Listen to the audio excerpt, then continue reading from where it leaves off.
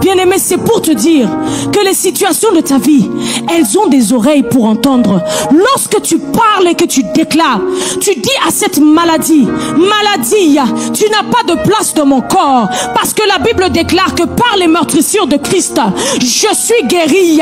Cette maladie, elle t'entend, elle a des oreilles pour t'entendre. Et alors que tu déclares la parole de Dieu et que tu continues à déclarer la parole de Dieu, tu vas commencer à voir la guérison germer dans ton corps. Si c'est ton pied qui te faisait mal, tu vas commencer à voir que ce pied-là n'a plus de problème.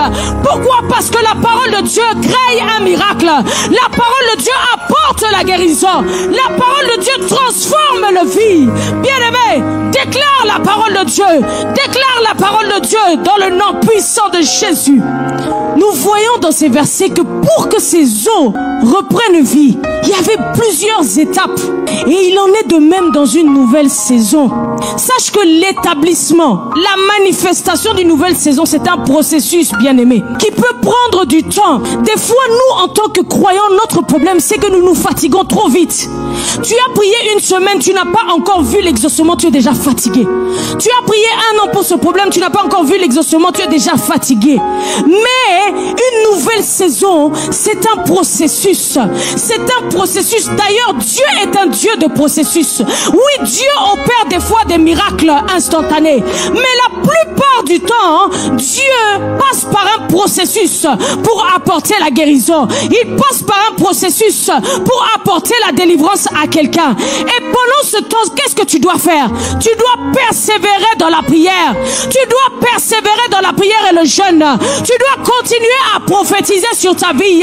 Tu dois continuer à déclarer sur les situations de ta vie. Ne t'arrête surtout pas. Ne te fatigue pas. Ne te décourage pas, bien-aimé. Persévère, persévère, persévère. Je suis venu dire à quelqu'un ce soir, persévère, ne te fatigue pas. Ne te fatigue pas, continue, continue. Ne lâche pas. Un champion n'abandonne jamais. Un vainqueur n'abandonne jamais. Peu importe les circonstances, continue à batailler, continue à prier, continue à jeûner, continue à donner tes offrandes, continue à venir dans la présence de Dieu. Et alors que tu fais ces choses-là, que tu déclares la parole de Dieu, tu vas commencer à voir un changement dans ta vie. Tu vas commencer à voir un bruit qui va commencer à se faire. Les eaux vont commencer à se rapprocher les uns vers les autres. Alléluia. Shikarababa, shikarabazanda.